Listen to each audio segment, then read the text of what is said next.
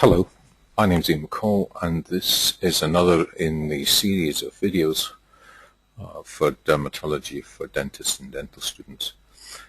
Tonight we're going to look at classic oral viral conditions. Let's have a little look at the blurb first of all. I've said here papillomavirus infections are numerically the commonest intraoral virus infection.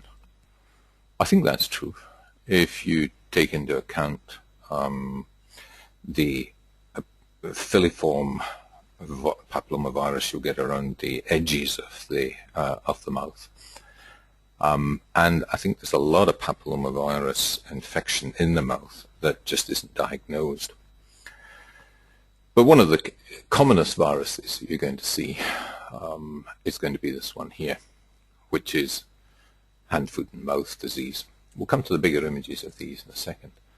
The thing about hand, foot, and mouth disease is, first of all, the distribution is really quite characteristic, obviously involving those sites. In the mouth, it's typically on the tongue or on the buccal mucosa here. It usually spares the soft palate. And you get these typical elliptical ulcers. Now, it's unusual to get elliptical vesicles, which then burst to form little elliptical ulcers. Usually things are round, perhaps crenated if you've got several herpetic vesicles that then burst. But this elliptical vesicle is common both on the tongue and on the palms of the hands and the soles of the feet. And it's very useful in diagnosis. Highly infectious due to Coxsackie virus, and it's one of the commonest that you'll see.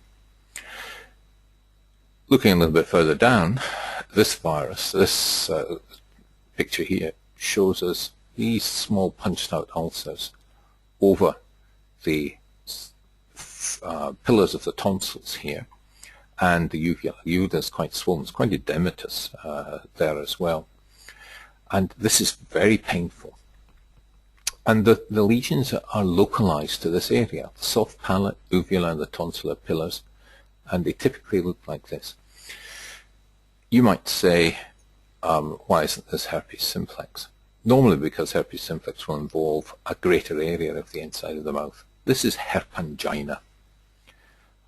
It's not a common condition, but it's a very painful viral condition. And it's one of the herpes groups of viruses, but distinct from herpes simplex.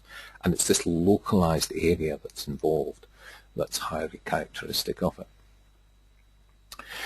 Going back up here, we've said the other common intraoral viral infections are herpes simplex and herpes zoster. And we've also mentioned there cytomegalovirus.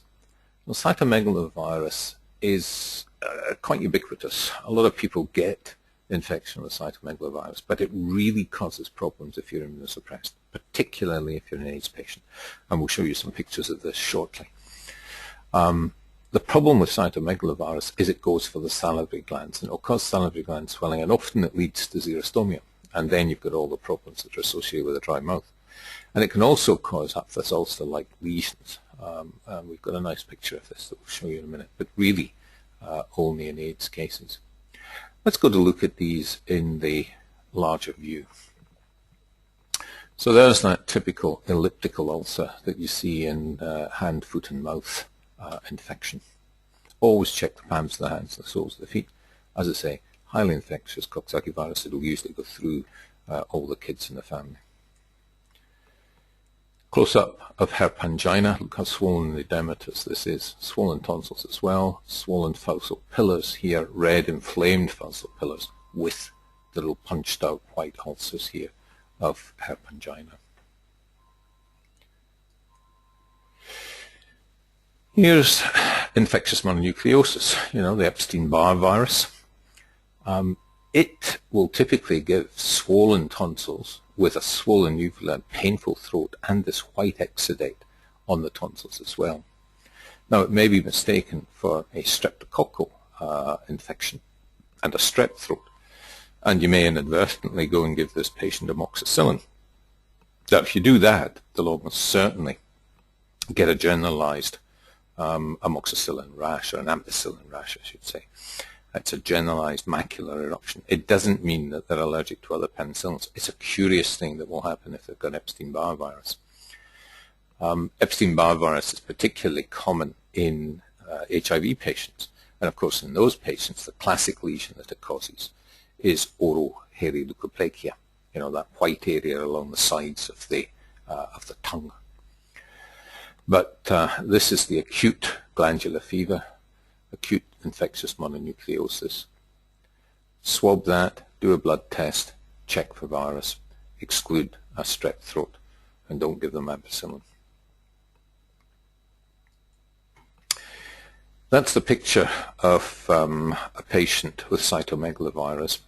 You can see, well, actually, there's a link there that you can click to go to see this case. It's in the JAMA Dermatology. And I believe they grew some herpes virus as well as cytomegalovirus. These look well, could you argue that they look somewhat like aphthous ulcers? Oh, really? These are big, sluffy areas on the surface of the tongue. And you've got that curious severe angular cheilitis here that I could imagine you could get with herpes. Remember, when you're immunosuppressed, you get exaggerated reactions to viral infections, particularly herpes virus. You'll get ulcers and the like that'll be quite chronic and just won't heal. But that's cytomegalovirus. Remember, the problem with this, it affects the salivary glands, causes swelling and pain there, may give xerostomia as well. We talked about herpes zoster there. Herpes zoster you'll diagnose by looking inside the mouth and see it only in one half of, say, the hard and soft palate, or one half of the tongue. Remember, it's a unilateral problem, and it will often give these sort of figurate-like ulcers involving, as I say, one half of the mouth or the palate. If herpes zoster involves the, I think there's a thing called the Ramsay-Hunt syndrome, and from memory, the Ramsay-Hunt syndrome is in relation to a zoster affecting the branches of the auditory nerve, so they'll get unilateral facial paralysis. And they'll get a little eruption on the external ear canal as well. And this is the Ramsay-Hunt syndrome. Here again, one side here, ulcers of herpes zoster, and it extended. You can see these little hemorrhagic vesicles here on the posterior part of the hard palate and on the sides of the tongue here. So this is unilateral. Whenever you see something unilateral like that, it's herpes zoster.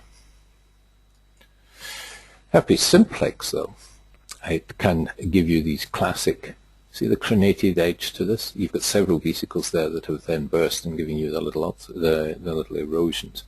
You've got the sloughy mucosa here on the surface, but you can see the irregular edge to this.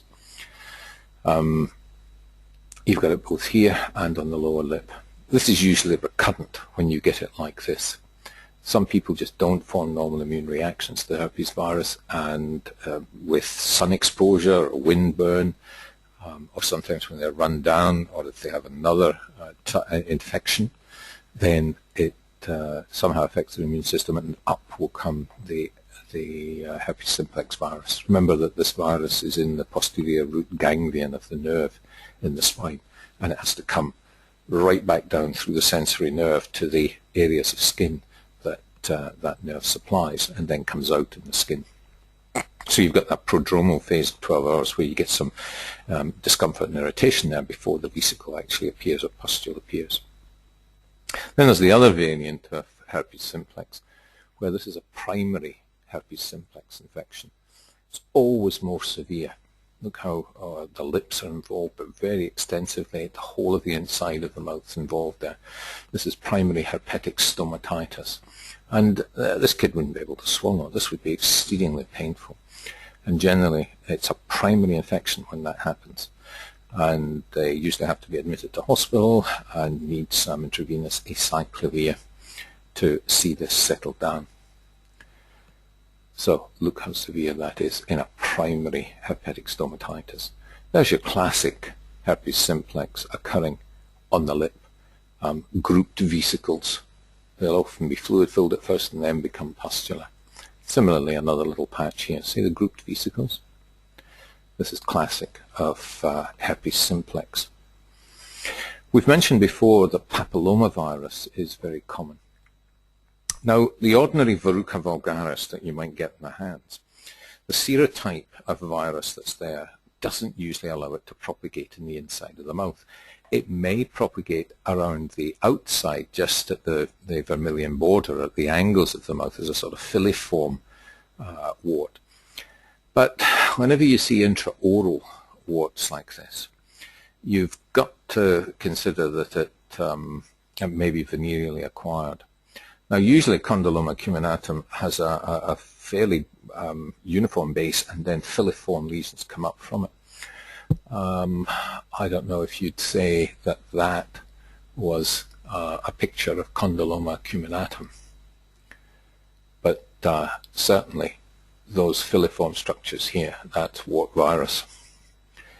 The other classic wart virus that dentists often recognize and have written about is the intraoral, extensive intraoral involvement like this, often on the buccal surface and on the tongue. And this is papillomavirus, often called Hex disease, and it's HPV types 13 and 32. With the other one there, if this was the sexually acquired one, it's usually type 6 and 11. And the thing is, those ones can be oncogenic. In other words, they can subsequently go on and develop into SCC, just as the same virus occurring in the genitals can subsequently develop into SCC. And in women, can give rise to cervical cancer. And that's what the new papillomavirus, the Gardasil vaccine, is all about trying to prevent. So, just back again to Hex disease, the other common form of HPV infection that can occur inside the mouth. So, it's, you know, you should be familiar with these viruses that can involve the inside of the mouth. You're going to see hand, foot, and mouth disease at times. You may see herp angina. Glandular fever, you may certainly see. Cytomegalovirus is really not that common, and it's only going to be in immunosuppressed patients that you're going to see this. Zoster, if it's unilateral, involving the palate and the tongue. Primary herpes stomatitis is going to be very severe like this, and recurrent herpes simplex is going to either give you little sloughy ulcers like this on the lips, or little grouped vesicles or pustules on the perioral skin. And remember these forms of papillomavirus, Hex disease, types 13 and 32, and perhaps condyloma acuminatum here, type 6 and 11. Thank you very much.